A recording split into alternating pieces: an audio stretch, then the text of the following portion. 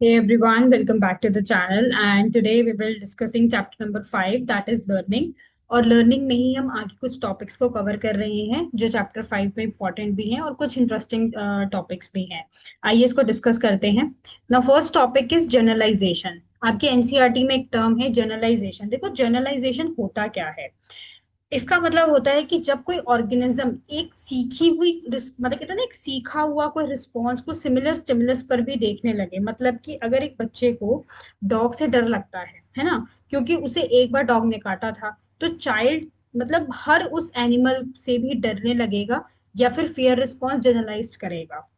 आपने देखा होगा ना, बहुत बार बच्चों को इसे डॉग्स वगैरह ने काटा होता है तो उनको ऐसा लगता है कि यार अगर मुझे इसने काटा है ना, तो मुझे बिल्ली भी काट सकती है, तो मुझे गाय भी काट सकती है। तो मतलब उनके दिमाग में जनरलाइजेशन आ जाता है जिसे हम ये कहते हैं कि दैट इज नॉर्मल। नॉर्मल भी और देखो ये बच्चे के उसमें भी है या फिर कुछ बड़े लोग भी होते हैं। अगर जैसे होता है ना, किसी किसी को एक बार किसी डॉग ने काट लिया है तो उसके दिमाग में ये पर्सपेक्टिव बैठ जाएगा कि भाई मुझे डॉग्स काटते हैं, मुझे इससे दूर रहना है। तो वो कहीं पे भी डॉग देखेंगे ना, वो वैसे ही उछलने लग जाएंगे कि नहीं भाई मैं तो इसके पास ही जाऊंगा, ये मुझे काट लेगा, है ना। दूसरा आता है इसका डिस्क्रिमिनेशन। ये जनरल टर्म है, सबको इसका मतलब पता है ना। जनरलाइजेशन का अपोजिट है। तो इसमें ऑर्गेनिज्म सीखता है कि किस स्टिमुलाइज पर रिएक्ट करना है और किस पर नहीं। ठीक है। फॉर एग्जाम्पल, बच्चा धीरे धीरे मतलब होता है ना कि बच्चा धीरे धीरे सीखता है कि डॉग से डरना है या कैट या रैबिट से डरने की जरूरत नहीं है बिकॉज दे आर सॉफ्ट। यानी उसे अलग अलग स्टिमुलस को डिफरेंशिएट करने में हेल्प मिलती है। तो बहुत बार ऐसा होता है कि बच्चे को डॉग्स ने काटा होता है, बट उनके घर में जो डॉग होता है उसको उससे डर नहीं लगता। मतलब उसके दिमाग में पर्सपेक्टिव बैठ जाएगा कि यार ये तो बाहर रहता है तो क्या पता ये काटता हो, बट ये मेरे घर का डॉग है तो मुझे नहीं काटेगा। मतलब एक इंसान का जनरल परसेप्शन भी बन जाता है, राइट। वहीं अगर मैं बात करूं आपसे एक्सटेंशन के बारे में, एक्सटेंशन का मतलब क्या है। जब बार बार कंडीशन स्टिमुलस बिना अनकंडीशन स्टिमुलस के दी जाती है तो सीखी हुई रिस्पॉन्स धीरे धीरे कम हो जाती है। मतलब कि एग्जाम्पल के तौर पे आपको मैंने पेवलोव के एक्सपेरिमेंट में बताया था कि अगर बार बार घंटी बजाई जाए लेकिन फूड ना दिया जाए तो डॉग का जो सेलिब्रेशन है वो धीरे धीरे बंद हो जाएगा। मतलब पहले उसके माइंड में क्या था कि जब घंटी बजेगी तो खाना आएगा, है ना। बट मान लो कि अब मैंने उसे 5-6 बार से उसको मैंने घंटी बजने पे खाना नहीं दिया, तो उसका स्टिमुलस क्या बोलेगा कि यार घंटी तो एम ही बजती है, कौन सा खाना आ ही जाएगा, है ना। That is extension. फिर आता है स्पॉन्टेनियस रिकवरी। देखो, जब एक्सटेंशन के बाद कुछ समय तक जो गैप है वो दे दिया जाए, मतलब कि और फिर कंडीशन स्टिमुलस दोबारा दिया जाए, तो ऑर्गेनिज्म थोड़ी सी लर्न रिस्पॉन्स में फिर से आ सकता है। Again example of पेवलोव।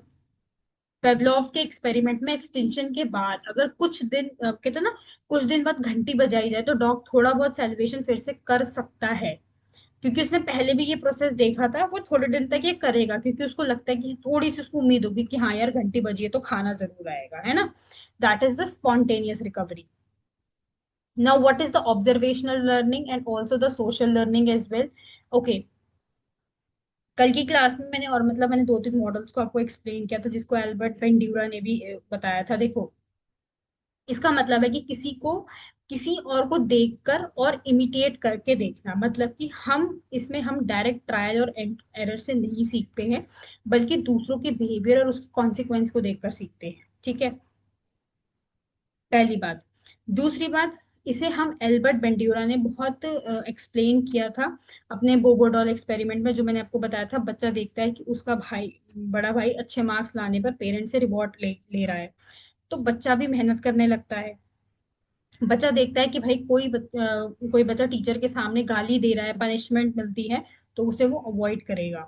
That is, इसमें अटेंशन, रिटेंशन, रिप्रोडक्शन और मोटिवेशन स्टेप्स दोनों आते हैं। देखो, और सोशल लर्निंग भी इसी का पार्ट है। सोशल लर्निंग का मतलब क्या है कि हम दूसरों के साथ इंटरेक्शन में रहकर सोसाइटी और कल्चर से बिहेवियर कैसे अडॉप्ट करते हैं, है ना। ये ऑब्जर्वेशनल लर्निंग से ब्रॉडर कॉन्सेप्ट है।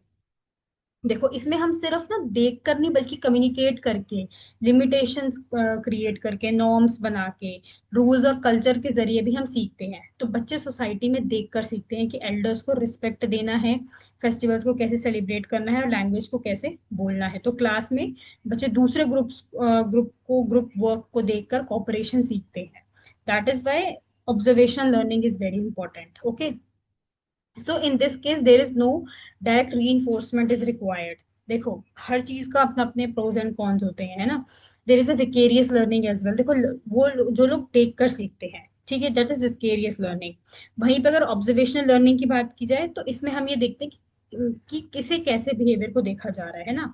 तो इसमें कोई डायरेक्ट री इन्फोर्समेंट नहीं है, ठीक है। इसे हमें खुद डायरेक्टली देखकर हमने उसको सीखा है।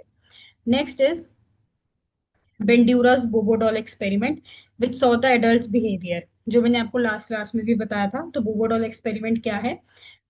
सिंपल सा एग्जांपल है, हिटिंग एंड पंचिंग के एस्पेक्ट से भी आप समझ सकते हो। ये जानना बहुत जरूरी है कि बच्चों के बिहेवियर को आप कैसे सीखते हो। देखो चिल्ड्रन 2 से लेके 6 साल को 3 ग्रुप्स में बांटा गया है ना, और हर ग्रुप को एक एडल्ट मॉडल दिखाया गया और उन्हें फिर इन्फ्लेवेबल जो आपके टॉय है बोबो डॉल, उसको क्लाउन जैसे डॉल, बड़ा डॉल जैसे बड़ी सी डॉल होती है ना, उसमें देखने को मतलब रखा गया, ठीक है।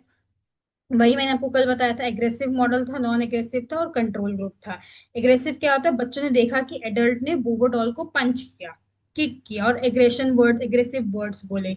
वही जो आपका दूसरा है नॉन एग्रेसिव मॉडल, बच्चों ने देखा कि यार एडल्ट कामली बोल रहे हैं, तो हमें भी आराम से बात करनी है। वही कंट्रोल ग्रुप ने देखा कि बच्चों को मॉडल मतलब कहते हैं ना, बच्चों को कोई मॉडल नहीं दिखाया गया, उनको दिखाया ही नहीं गया कोई मॉडल।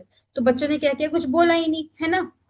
तो इसमें क्या है, बच्चों ने डायरेक्ट री इन्फोर्समेंट के बिना ही अग्रेशन को सीख लिया।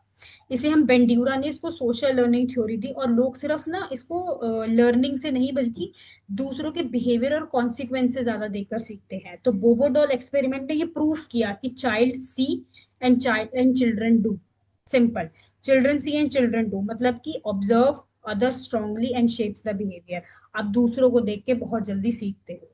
तो अगर आपका बच्चा छोटा है और आपको लगता है कि भाई कुछ चीजें आपके घर में नहीं होनी चाहिए, तो वो नहीं होनी चाहिए, सो दैट कि वो चीज वो ना सीखे। दैट इज बोबोडॉल एक्सपेरिमेंट, ठीक है। दूसरी बात है, what are the applications of this education, parenting, media influence, skill learning. देखो in the psychology everything will be related, okay. Psychology का मेन कॉन्सेप्ट क्या है ना, टीचर्स के बिहेवियर और एटीट्यूड को बच्चे ऑब्जर्व ऑब्जर्व करके सीखते हैं। जैसे कि कॉपरेट करना, टीचर कैसे पॉजिटिव रोल मॉडल्स को देख रही है ना, रिस्पेक्टफुल है, कम्युनिकेटिव है, पीयर लर्निंग भी है थोड़ी सी, है ना।